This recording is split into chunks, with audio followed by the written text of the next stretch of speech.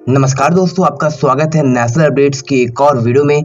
चलिए देखते हैं आज के महत्वपूर्ण अपडेट्स। पहली अपडेट अयोध्या उत्तर प्रदेश से है, जहां भगवान राम मंदिर के आसपास के एरिया में हाई राइजिंग बिल्डिंग का डेवलपमेंट नहीं किया जा सकता, इस पे रोक लगा दी गई है। दोस्तों, श्री राम मंदिर के करीब 100 मीटर के एरिया में किसी भी प्रकार का डेवलपमेंट नहीं किया जा सकता। यहाँ पर कोई थर्ड पार्टी कंपनी डेवलपमेंट नहीं कर सकती, ना ही कोई इंडिविजुअल यहाँ पर डेवलपमेंट कर सकता है। वहीं 300 मीटर की दूरी पे कोई भी हाई राइजिंग बिल्डिंग का डेवलपमेंट नहीं किया जा सकता। जहाँ श्री राम मंदिर का डेवलपमेंट वर्क स्टार्ट हो चुका है, राम मंदिर के क्षेत्र के विस्तारीकरण का भी काम शुरू हो गया है। इसके लिए ट्रस्ट आसपास की जमीनें खरीद रहा है। अयोध्या डेवलपमेंट अथॉरिटी ने एक कमेटी बनाई है, जिसमें राम मंदिर की सुरक्षा को देखते हुए एक प्रस्ताव पारित किया है, जिसके तहत बहुत सारी चीजों को यहाँ पर इलीगल कर दिया गया है। जैसे कि 300 मीटर के क्षेत्र में कोई भी डेवलपमेंट बिना जिला मजिस्ट्रेट की अनुमति से डेवलप नहीं किया जा सकता। इसके अलावा 100 मीटर के दायरे में कोई भी डेवलपमेंट नहीं किया जा सकता और यहाँ पर करीब 12.5 मीटर से ऊंची इमारत 300 मीटर के दायरे में नहीं बनाई जा सकती। अब इससे फायदे क्या होंगे? जैसा कि हम जानते हैं कि सड़कों पर बहुत सारे अवैध निर्माण हो जाते हैं, जब तक कि वहाँ पर कोई कठोर कानून न बनाया जाए। तो यहाँ पर इस कठोर कानून को इसीलिए बनाया गया है कि यहाँ पर कोई अवैध निर्माण न हो। अक्सर हमें मजार या फिर दुकानें जिन्होंने अवैध कब्जा करके सड़कों पर बनाई होती है। नेक्स्ट अपडेट उत्तर प्रदेश पॉपुलेशन बिल से है, जहाँ योगी सरकार जल्द ही नई जनसंख्या नीति उत्तर प्रदेश के अंदर लागू करने जा रही है। इसका ड्राफ्ट तैयार कर लिया गया है और अगस्त के दूसरे हफ्ते में इसको लागू किया जा सकता है। बात करें तो इसको Uttar Pradesh state law commission द्वारा तैयार किया गया है। इस अथॉरिटी द्वारा ड्राफ्ट को रिलीज कर दिया गया है।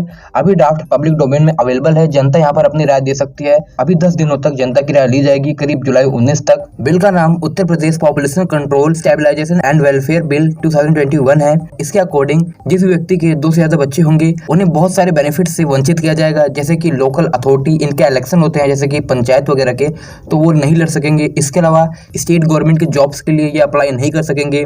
वहीं गवर्नमेंट सर्विस के अंदर इन्हें प्रमोशन नहीं दिया जाएगा। स्टेट लेवल पर गवर्नमेंट से सब्सिडी नहीं मिलेगी।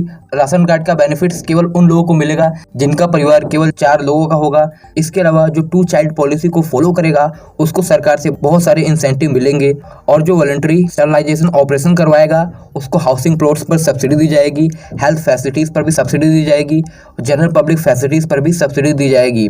वहीं जो 1 चाइल्ड पॉलिसी को फॉलो करेगा उनके बच्चों को करीब 20 सालों के लिए free health care facilities, insurance coverage, free education graduation level तक और भी बहुत सारे इंसेंटिव दिए जाएंगे। वेल, ये ड्राफ्ट काफी बड़ा है, तो यहाँ पर जो हाईलाइटेड पॉइंट हैं जिन पे सबसे ज्यादा चर्चा हो रही है वो मैंने आपको बताए हैं। नेक्स्ट अपडेट सड़क परिवहन मंत्रालय से है, जहाँ सड़क परिवहन एवं राजमार्ग मंत्री नितिन गडकरी जी ने हाईवे के किनारे smart city, township, logistic park, industrial clusters इनके निर्माण के बारे में बताया है। गडकरी जी ने कहा है कि मंत्रालय इसके प्रस्ताव की तैयारी कर रहा है। प्रस्ताव के तैयार होने के बाद कैबिनेट में इसे पेश किया जाएगा तथा इसको अप्रूव किया जाएगा। नितिन गडकरी जी ने कहा है कि करीब देश के अंदर 65,000 से 70,000 किलोमीटर हाईवे का डेवलपमेंट भारतमाला परियोजना के फेज 2 के तहत होने वाला है।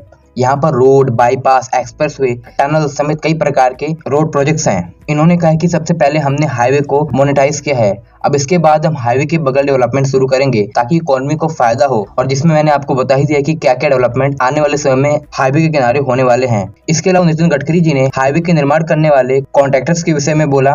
नितिन गडकरी जी ने कहा है कि निर्माण करने वाले कॉन्ट्रैक्टर के बीच कॉम्पिटिशन होना चाहिए। ये सत्य नहीं है कि जिन कॉन्ट्रैक्टर्स ने काम करने के लिए कम बोली लगाई है वो काम की गुणवत्ता से समझौता करेंगे। कॉन्ट्रैक्टर्स को सर्वाइव करने के लिए निर्माण की लागत को कम करना होगा बिना क्वालिटी के कॉम्प्रोमाइज किए।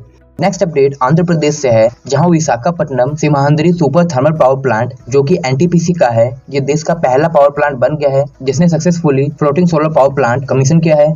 एनटीपीसी के अकॉर्डिंग कुछ दिनों पहले यहाँ पर 10 मेगावाट के फ्लोटिंग सोलर प्रोजेक्ट्स को कमीशन किया गया था फर्स्ट फेज के तहत। बता दें कि एनटीपीसी के अकॉर्डिंग कोविड-19 के सेकंड वेव के चलते इक्विपमेंट सप्लाई और मैन पावर की कमी देखने को मिली, जिस कारण प्रोजेक्ट लेट हो गया, लेकिन फिर भी प्रोजेक्ट को कंप्लीट कर लिया गया। यहाँ पर करीब टोटल कैपेसिटी 25 मेगावाट की होने वाली है। अभी इसकी कैपेसिटी को इंक्रीज किया जाएगा जो कि अभी 10 मेगावाट है। जून 19 को इस सोलर प्लांट को सदर्न ग्रिड से कनेक्ट कर लिया गया था तथा इसका ऑपरेशन शुरू कर दिया गया था। बता दें कि प्रोजेक्ट की कॉस्ट करीब 110 करोड़ है और इसको भेल द्वारा बनाया गया है ईपीसी मॉडल के तहत। नेक्स्ट अपडेट महाराष्ट्र से है, जहां टाटा पावर और एज्योर पावर विनर डिक्लेयर किए गए हैं Maharashtra state electricity distribution company limited द्वारा। इसके तहत इन्हें करीब 500 मेगावाट की grid connected inter state wind solar hybrid projects को लॉन्ग टर्म बेसिस पर सेटअप करना है। दोस्तों विंड सोलर हाइब्रिड प्रोजेक्ट्स ये ऐसे प्रोजेक्ट्स होते हैं जिनमें विंड एरो जनरेटर और टावर्स के साथ solar photovoltaic panel, batteries, controller, inverter ये सब लगाए जाते हैं। Wind solar hybrid system electricity generate करते हैं तथा इन्वर्टर डीसी करंट को एसी में कन्वर्ट कर बैटरीज में सेव करता है, फिर उसको ग्रिड के थ्रू